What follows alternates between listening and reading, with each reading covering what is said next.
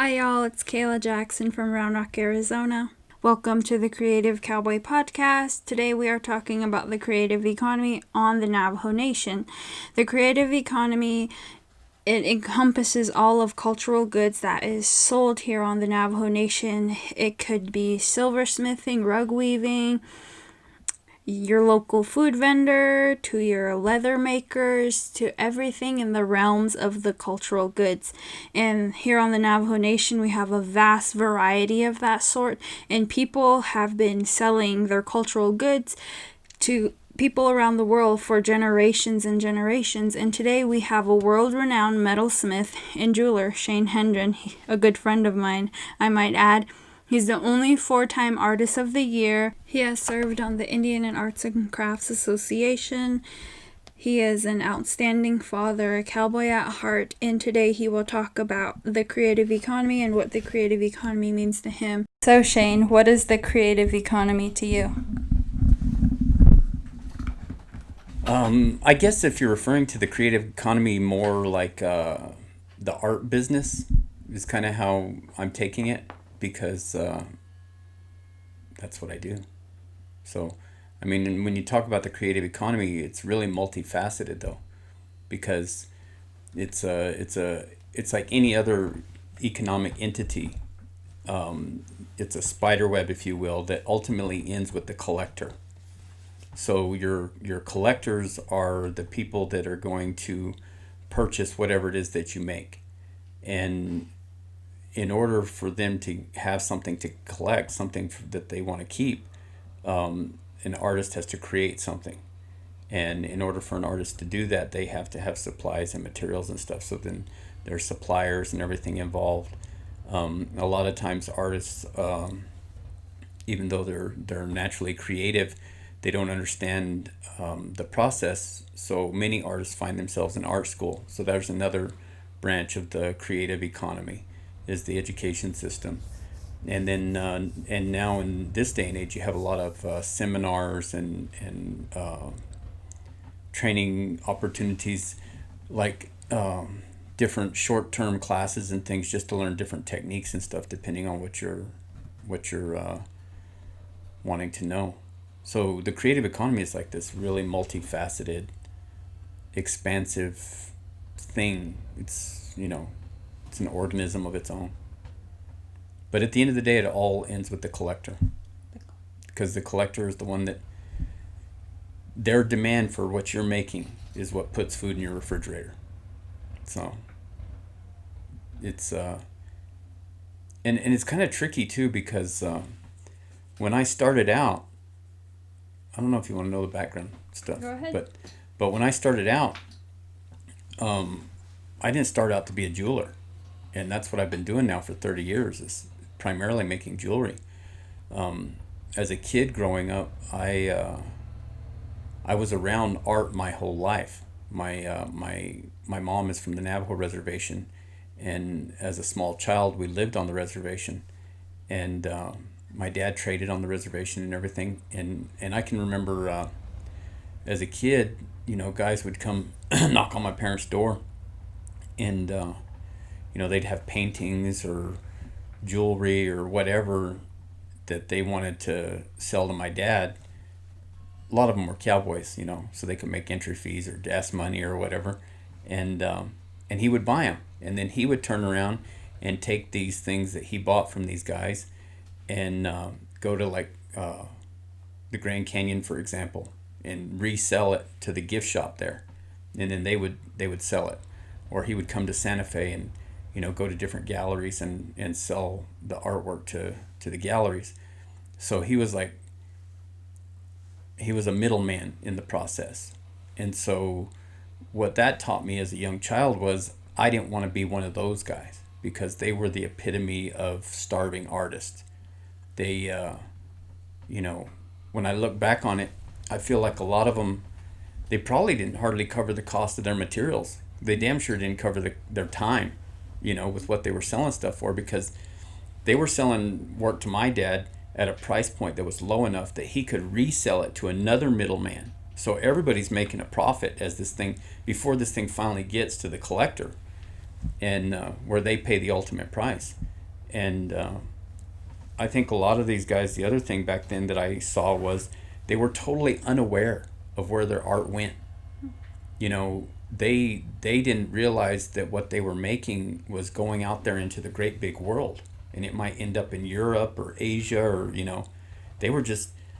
they had this innate ability to draw or paint or make jewelry or whatever, and they produce something, and that's as far as it goes. That's as far as their thought process goes, is they have an idea, they make something, and then that's it. I'm going to sell it and turn it into food or gasoline or whatever I happen to need. So seeing that growing up, I really understood from a very early age that art was a business, that you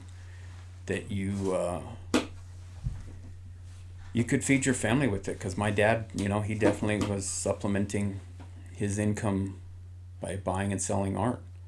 And my grandmother on my mom's side, Martha Holy on Charlie, she's a weaver, so I saw that side of it as well.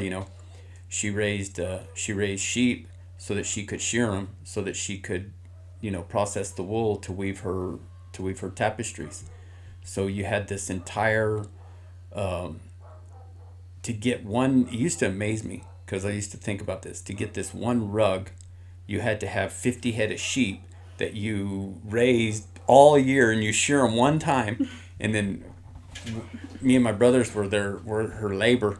So we were her shearers, and then we'd sit there and comb, and we'd card through all the wool and pick all the dirt out, and we'd wash it, and then my grandmother would, she'd take us on these walks, and we'd be picking different herbs and stuff, and she would, say, okay, well, this one makes this color and this one makes this color, because she only did what's called a Chinley style rug, so it has no borders and only used natural dyes. She never used, unless it was an order. She would do it if it was an order. She would use processed dyes, but in the ones that she wove for her own creativity, they were all natural dyes. So then we would have to boil everything and turn the dyes into liquid and put the wool in it, and you had to make sure that you had enough wool, that it was going to be enough for a rug, because you can see some rugs, you ran out of wool, so they do another dyeing, and then it doesn't match. They're like 3 different colors.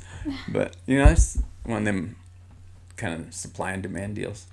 But so that was a whole nother perfect illustration of this creative economy, because my grandmother, I've never been a fan of mutton.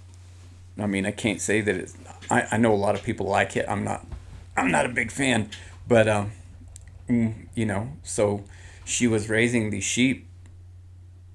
Her purpose was for their wool. That's why because she didn't like to go to town and pay the traders what they wanted for wool, because she felt like they were ripping her off, because she knew the whole process. So she knew, I guess in a way she probably felt like they were getting over on her. So she much preferred to do all of her own stuff. So anybody who has one of her rugs is pretty lucky, because they're all old school. But that, her need to be creative caused her to have these sheep, which meant, there was a whole different industry, it overlapped with agriculture. And my grandfather raised cattle, and he had a produce farm there at Valley Store, Arizona. So it was all overlapped and intertwined. So for me, the creative economy is whatever you got to do to make a dollar. How impactful is the creative economy on the Navajo Nation? I feel like we kind of already addressed that, but what other ways do you think they're going to sustain themselves this day and age? This is actually an excellent question, because once again, going back to my childhood, everybody talks about unemployment on the reservation being 70% and everything. Well, when I was a kid, it was probably even higher than that, because there just weren't any jobs at all. But everybody had what they needed. But the reason why they had what they needed is because everybody was a straight up hustler, is how I like to refer to them. They did what had to be done. And so if somebody needed a house built, they didn't go hire a contractor or whatever. They got their cousins, their brothers, their uncles, and they might not work for straight up cash. They might trade it out for a cow or whatever.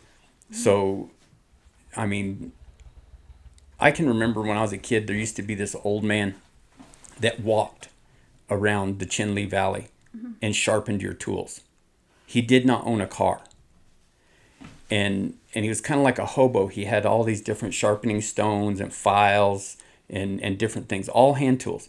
And back then, more people walked when I was a kid.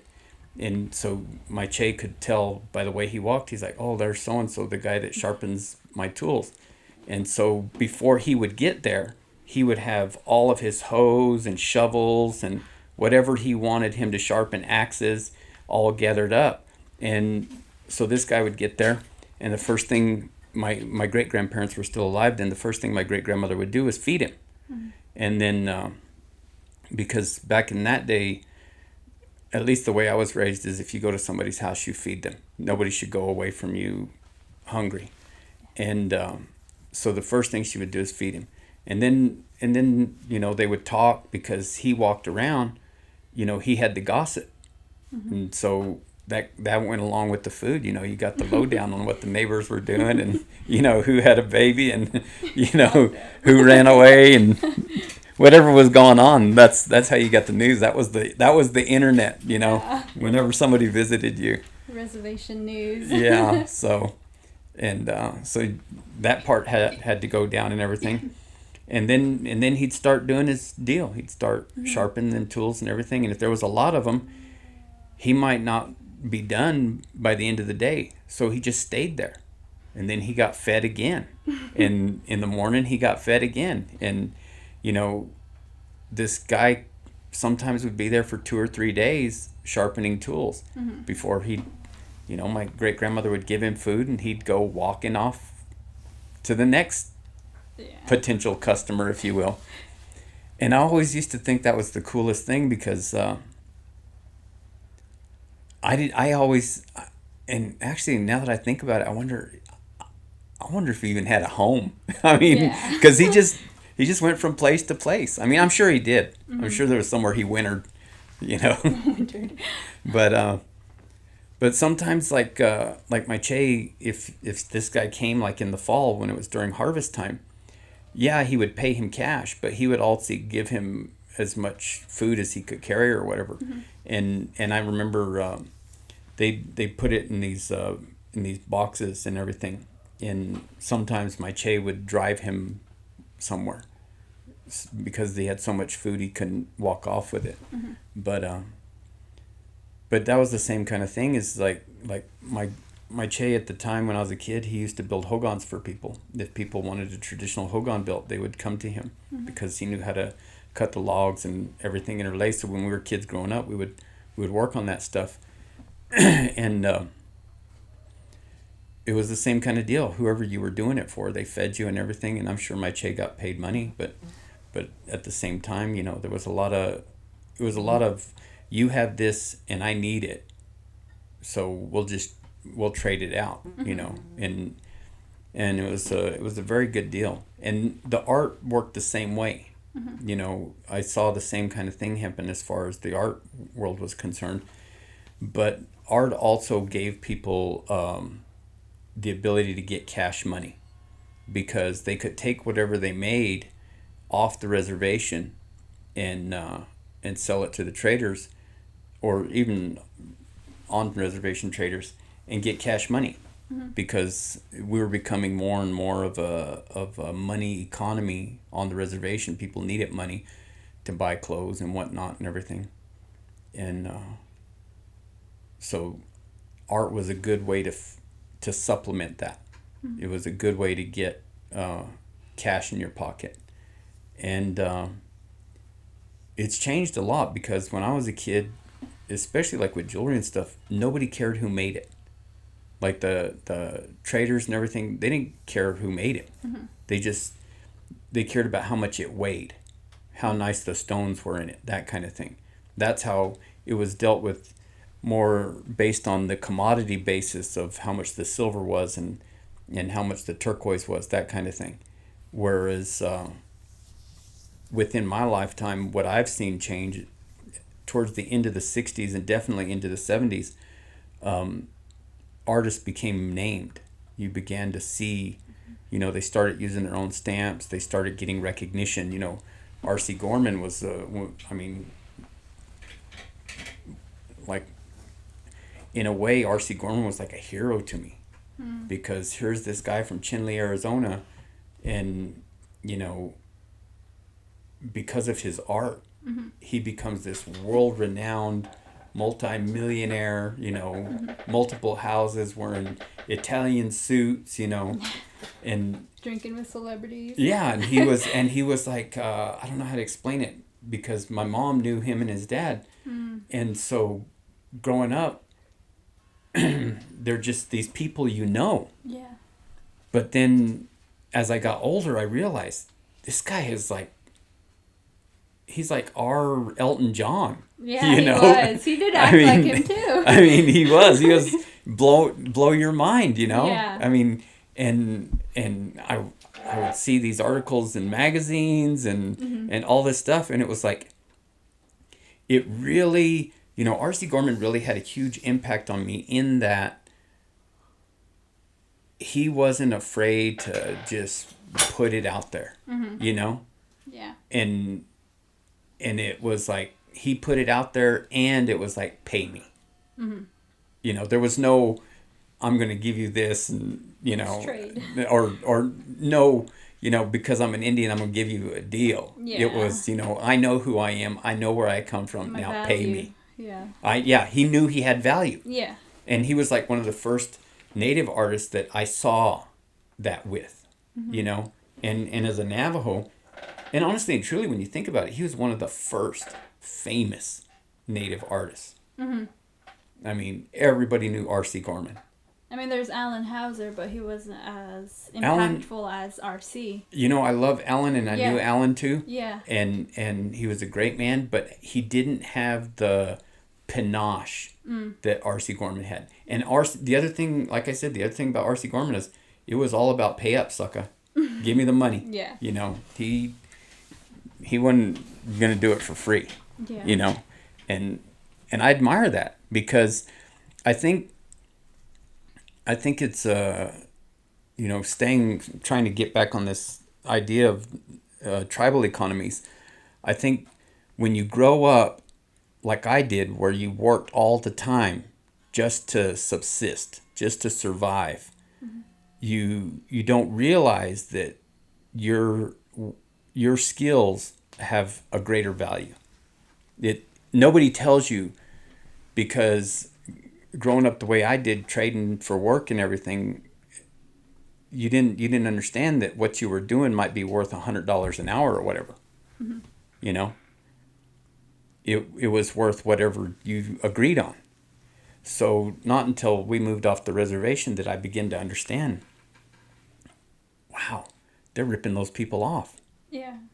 And that's really how I saw it, because it was like, I know how much time and energy went into that. And now I know that quote unquote minimum wage is $7.50 an hour or whatever. And I'm thinking to myself, well, this person put X number of hours into that, and the materials cost this much, and you're paying that much. It don't take a genius to figure out that math is wrong. And so it really used to irritate me. It still gets under my skin, still bugs me. Because the thing that bugs me more, though, is when the artists accept it, when they take it. But by the same token, I understand that some of them, that's the difference between eating or not, or getting home or whatever. Yeah. But that's a whole nother psychological thing that needs to be addressed by somebody else. I'm an amateur psychologist, and you get what you pay for, and it's free. So, but no, the economy on the reservation, in my experience, was always bolstered by art. It was always supported.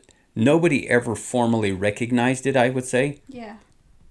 But how many other tribes created an economic entity like Navajo Arts and Crafts Enterprises unless they recognized that it had value? That's the reason why Navajo Arts and Crafts Enterprises exists. And it has all these different locations because it supported the artists, but it also bought their wares. And then the tribe, through their marketing, got it out into the world. So, back in the day, I really had a lot of admiration for that and the way it worked because, you go to a lot of other tribes and they don't recognize their artisans in any way. Yeah. And I mean, the Navajo tribe doesn't recognize us the way other tribes do too. I mean, some tribes sponsor their artists, but as a kid growing up, I couldn't deny the fact that artists had value. Even the tribe saw that. They established an entire business for it. So I think it's still that way. I know a lot of people that art is their primary means of making money. Only now, in my opinion, it's easier because, we live in a digital age. Problem is, on the reservation, they don't have access to internet like everywhere else. Yeah. So it's, you're riding a three-legged horse sometimes.